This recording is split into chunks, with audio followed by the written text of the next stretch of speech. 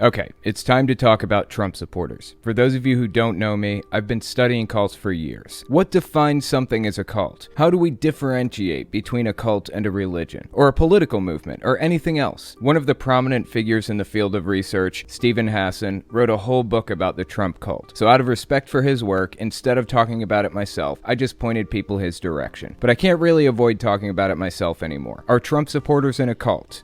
Let's get into it.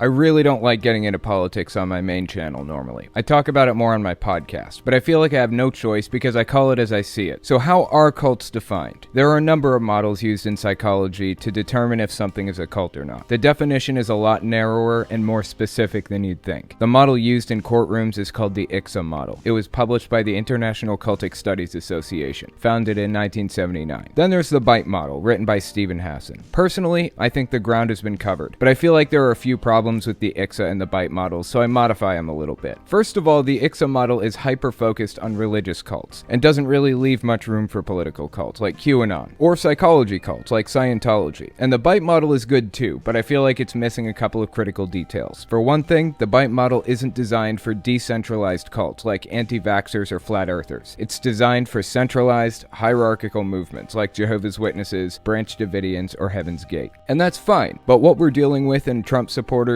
is a decentralized, focused cult. What I call a level 2 cult. It's a cult focused around a specific figure. Level 1 cults are similar, except they don't have a specific figure or leader that they look to for all their information. That's where flat earthers and anti-vaxxers would fall. And then level 3 cults are centralized, hierarchical groups like Jehovah's Witnesses or Scientologists. So where do Trump supporters fall on the chart? They're a level 2 cult. Decentralized, with no clear leadership, and focused on a single figure. This would be your standard cult of personality. So what makes something a cult? Why would Trump supporters be considered a cult, but Biden supporters aren't? What's the difference? Cults are all about control and manipulation. That's what makes them different from any other standard group. Their manipulation strategies fall into 4 main categories. This is where the BITE model comes in. They manipulate people through behavior control, information control, thought control, and emotion control. The key behind behavior control is to form out a new identity for the person. Form out a new cult personality that's more useful to the group. Jehovah's Witnesses call this the Christian personality, or the new personality. They do this through Pavlovian behavior modification, a system of rewards for saying and doing the right things, and punishments for doing the wrong things. In a centralized hierarchical cult like Jehovah's Witnesses or Mormons, you've got a board of leaders, generals, and deacons at the very top who outline a set of rules and expectations, and people who don't follow those rules and expectations will suffer the consequences. In a level 1 cult, decentralized and non-focused, like flat earthers, you've got uniquely self-imposed behavior modification. These normally pop up in social media groups. Fellow members will say progressively more extreme things to raise their rank within the group. The more extreme you get, the more you're respected. Like some vegan groups are okay with wearing leather as long as it was bought secondhand. In this type of decentralized, non-focused group, the most extreme members define the ideology, and thus the rules. If somebody in the group finds out you wore leather, you're publicly shamed for it across the entire message board. That's how behavior modification works within centralized hierarchical groups, but it also works that way to some degree with decentralized focused groups too, like Trump supporters. The main difference is they look to their central leader, Donald Trump, for leadership. If there's a question whether or not he'd want the group to do or believe something, the group fills in the gaps with the level 1 style public shaming. The logical progression for cults is to get more and more extreme. The more extreme you are, the more righteous you are, if you will. Though righteousness is kind of a religious term, and in this case we're talking about a political cult rather than a religious cult, the term still stands. Then we've got information control. This is where level 1 and level 2 cults are really different from each other. Before we get into it, I just want to mention a couple of things. If you've heard this before, skip forward 30 seconds. If you're on a desktop, hit the L key 3 times. If you like what I do, you can support me in a few ways. First, there's Patreon. That's probably the best way. But if you want to get something back for your support, you can check out my Teespring Teespring, or my Etsy shop. I sell all kinds of interesting stuff on there. Mostly game cartridge and box stands and controller stands for every game system from the Atari 2600 to the PlayStation 4. I also sell these dumpster fire candle holders. You can put custom lettering on them. Up until now they've said 2020 or fuck you 2020 or I survived 2020 or whatever, but if you hit the personalize option, I'll put whatever you want on the front. Anyways, give it a look. You might find something you like on there. Then we've got information control. This is where level 1 and level 2 cults are really different from each other. Since Donald Trump hasn't fully formed out a full-blown ideology like Jehovah's Witnesses have, for example, the cult has to look elsewhere for what they should think and believe. They look for sources that most closely align with Trump's beliefs. But if that source of information deviates from what Trump says, they always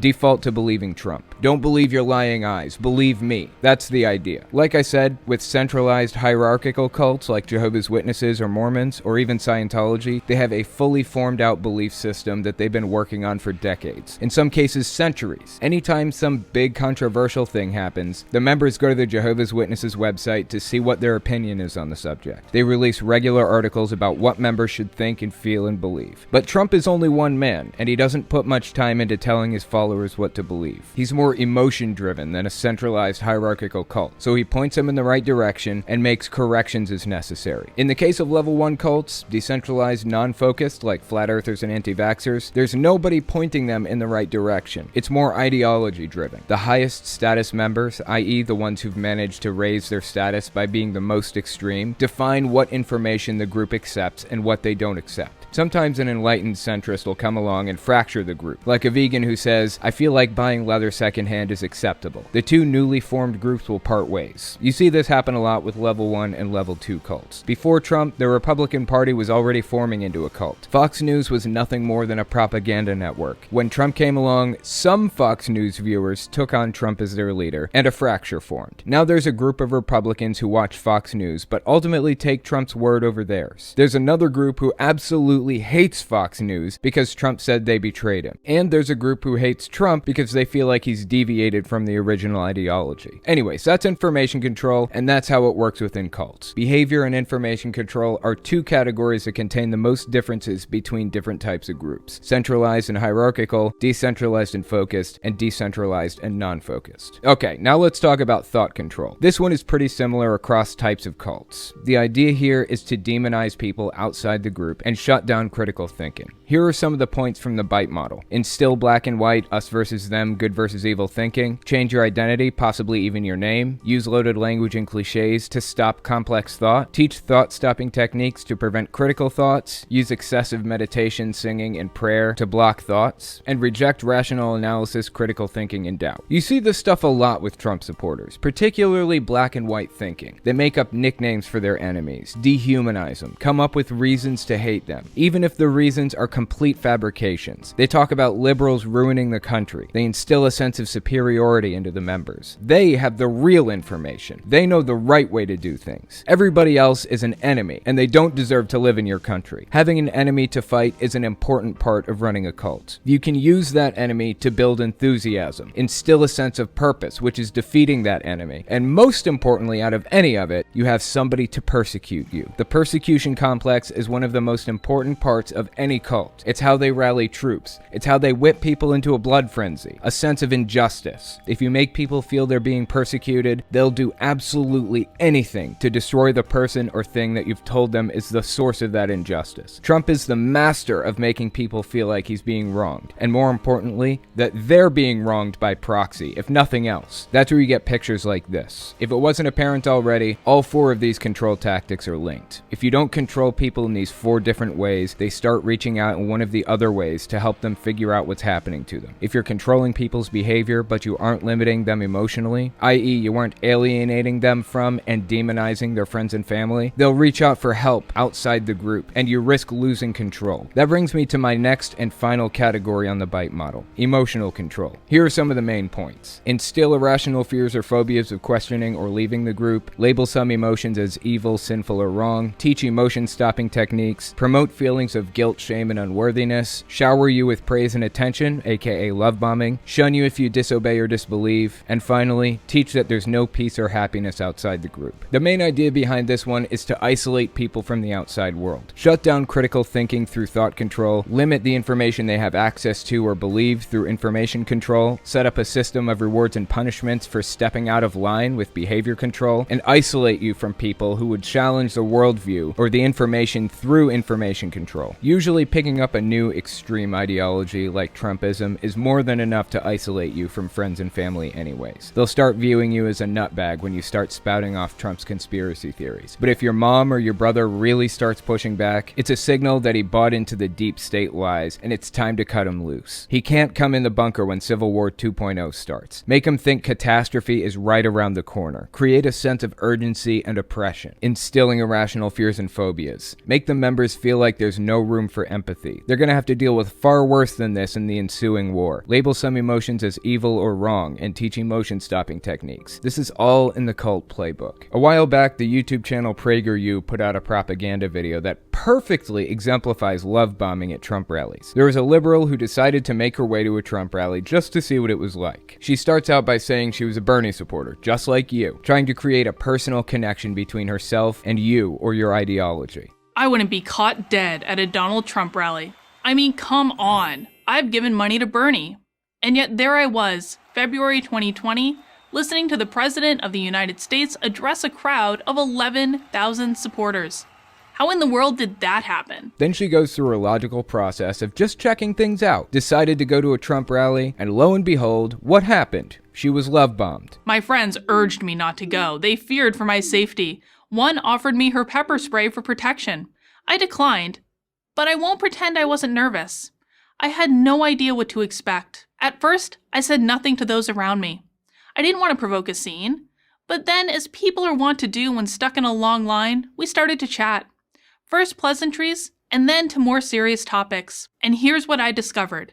These people were so nice.